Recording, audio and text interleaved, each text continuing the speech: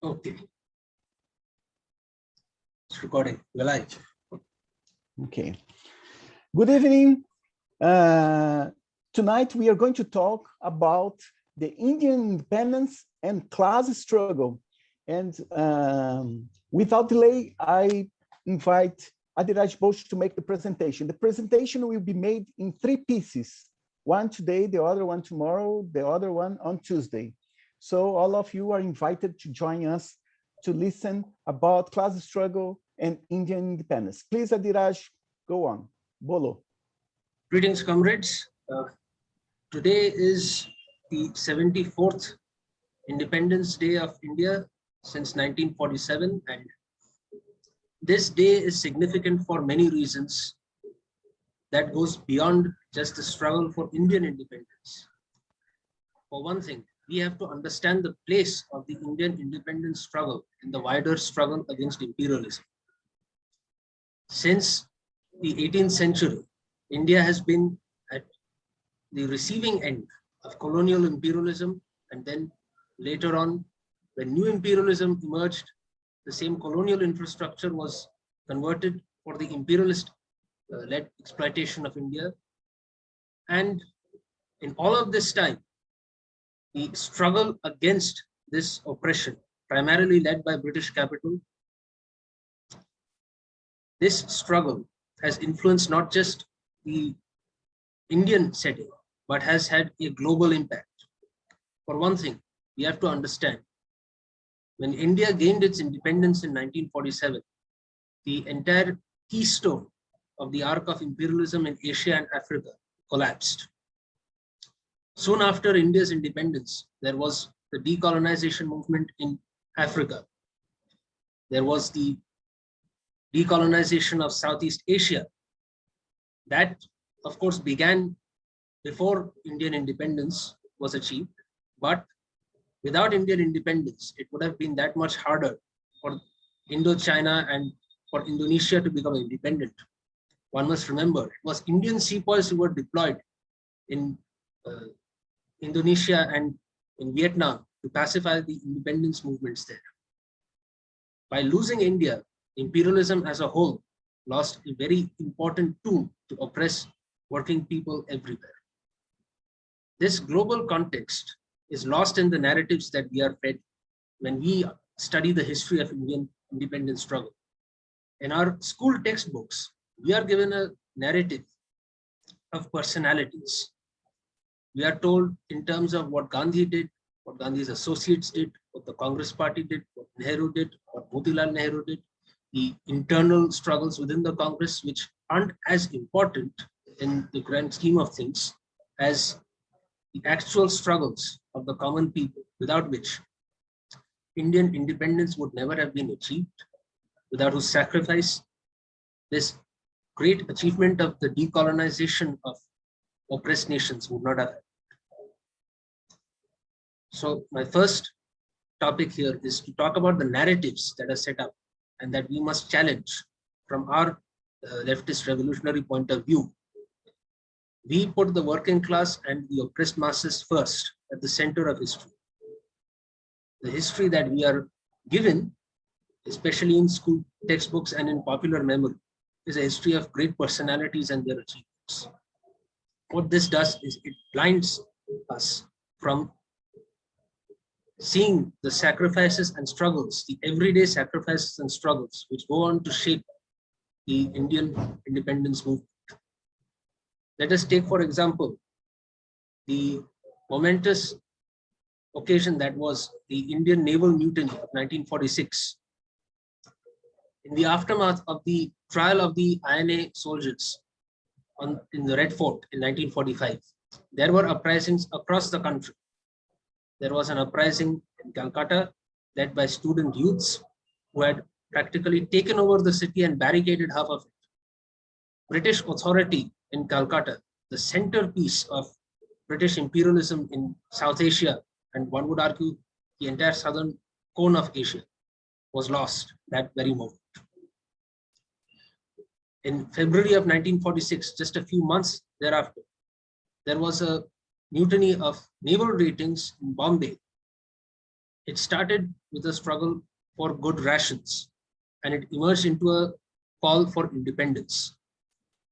Parallel to this, or rather triggered by this, there were uprisings of the working class in Bombay's textile industry, of the peasantry in the countryside and in the princely states, very importantly.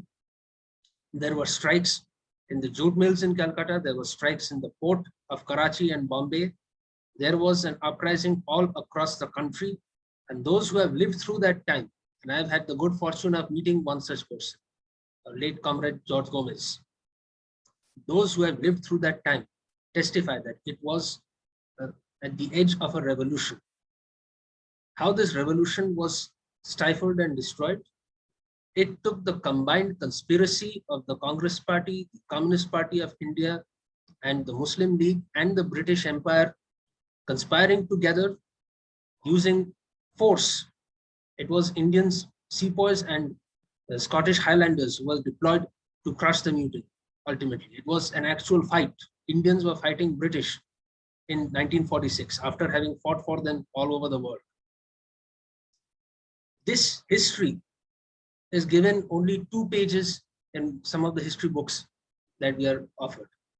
A small chapter, a footnote in the entire narrative. Yet this was the decisive moment of India's independence, and most Indians don't even know about it. There could be one reason why this is so. See, in 1957, a play was organized in Calcutta by a Bengali playwright, Paul Dotto, in the Minerva Theatre. That play actually laid bare the conspiracy of the Indian capitalist class, and it almost led to the overthrow of the Congress government in Bengal at the time.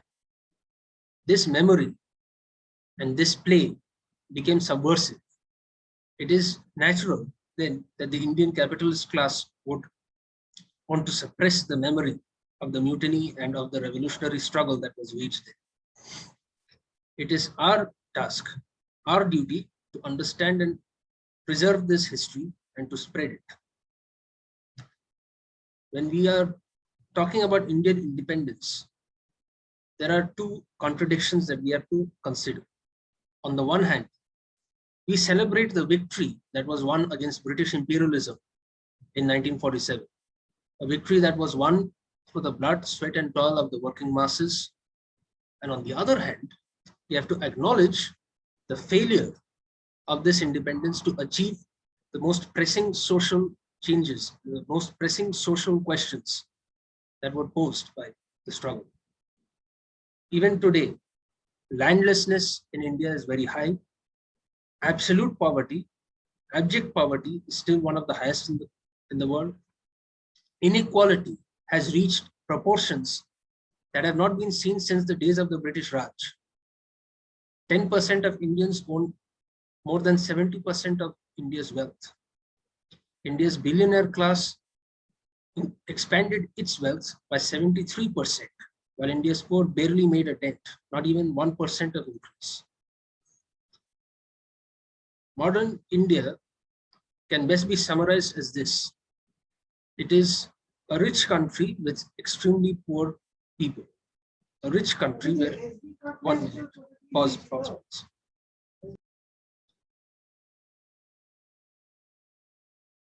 So we are facing a situation which is reminiscent of the days of the British Raj, when a small handful of people would dictate the economic life of the country.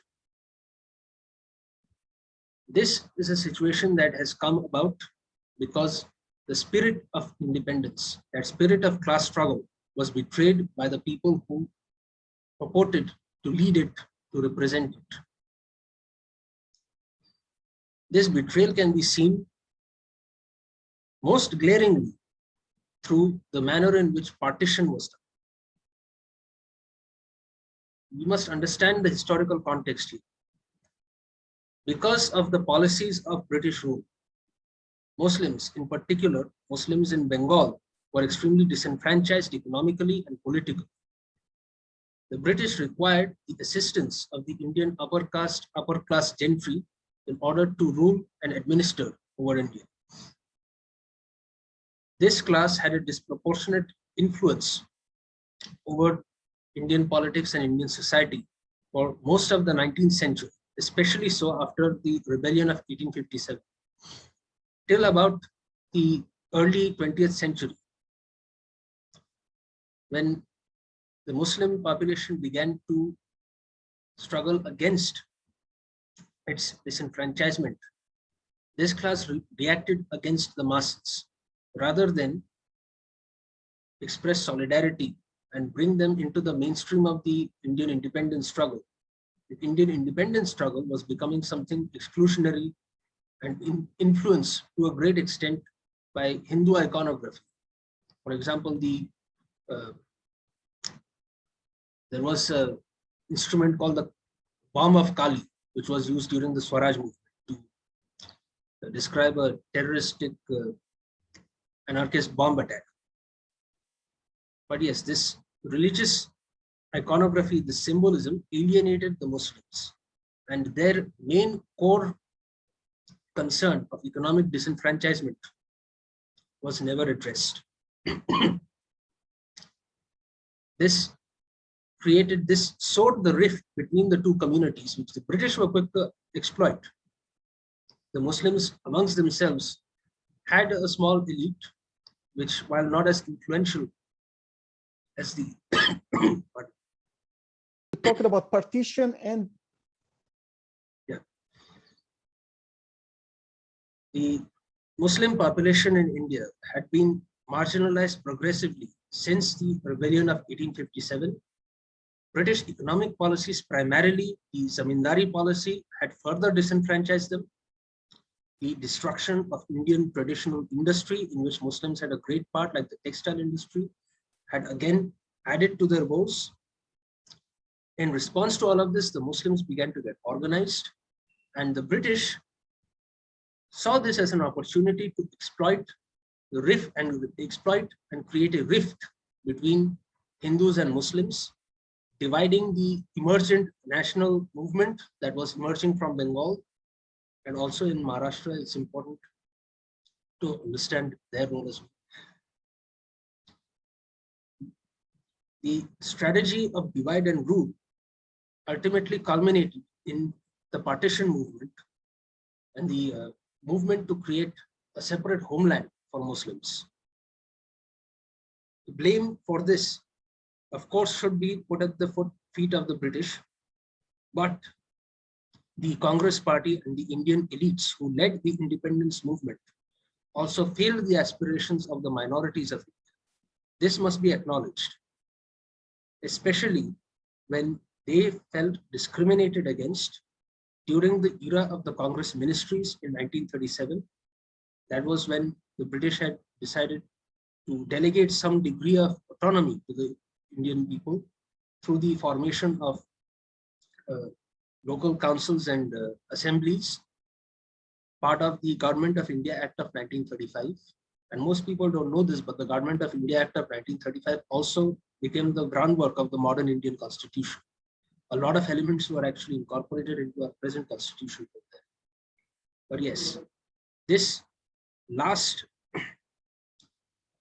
bit of alienation at the hands of the Indian elite completely destroyed relations between the Indian and the Muslim communities.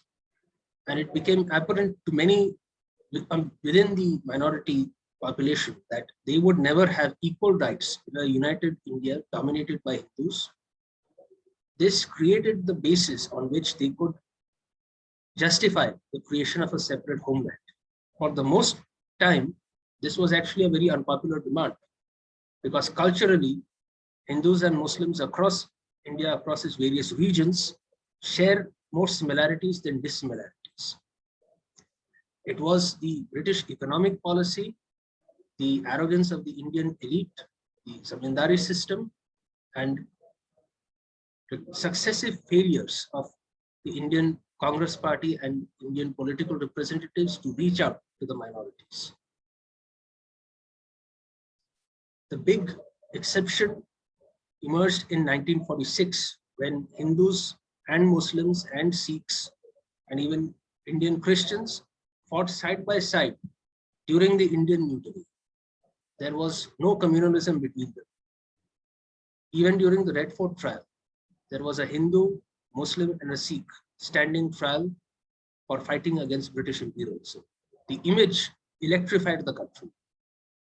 And these events display that even at this late point of time, when relations between Hindus and Muslims were possibly at the lowest ebb, after decades of marginalization and alienation, there was still some possibility of solidarity if it was built on the real foundation of working class and popular solidarity at the ground level. Solidarity forged in revolutionary struggle, something that we could not expect from a party like the Congress Party or from the Muslim League. And unfortunately, the CPM, the Communist Party of India, which was the flag bearer of revolutionary politics in India, also failed because effectively during that time in 1946, they had conceded leadership to the Indian Muslim League and the Congress. In fact, in 1942, they had prioritized the defense of the Soviet Union over the independence struggle of India. That is why they went against the Quit India movement, and Indians by and large rejected them. Membership fell by almost half during this period. And in fact, because of many of the mistakes of the Indian Communist parties and many real collaborative acts of them. In fact, the Communist Party had even reported to the British CID against Indian revolutionaries, against the BLPI at one time. It was the forward bloc who came forward to save the BLPI comrades. Many opportunities were rescinded, many opportunities were lost to create a genuine solidarity of Indians across religious lines on the basis of class struggle. And we got, instead of an independence from imperialism, a genuine independence from imperialism, we got a partitioned imperialism, partitioned independence. One dominion became a Hindu majority and one became a Muslim majority. And now both countries seem to be forever locked in a state of near war, that they could at any time come across and kill each other. Minorities in both sides of the border are suffering, and the working class solidarity was destroyed, the crucible of religious fundamentalism. So we see two contradictions of imperialism, two contradictions of Indian independence. On the one hand, we should celebrate the achievement that was Indian independence and decolonization. On the other hand, we must also be critical of what was not achieved or what could have been achieved that was lost. In this contradiction, we find today's reality, where India is in the throes of one of the most vicious capitalistic regimes in the world, one of the most unequal countries in the world, and one where the working class is more oppressed than most countries in the world. That's my conclusion.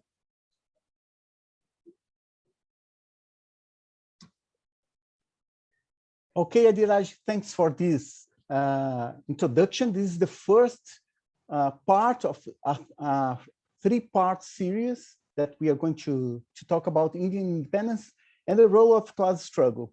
So tomorrow we will stream the second part of this series. Okay, thank you, Adiraj, and thank you all. See you tomorrow. See you.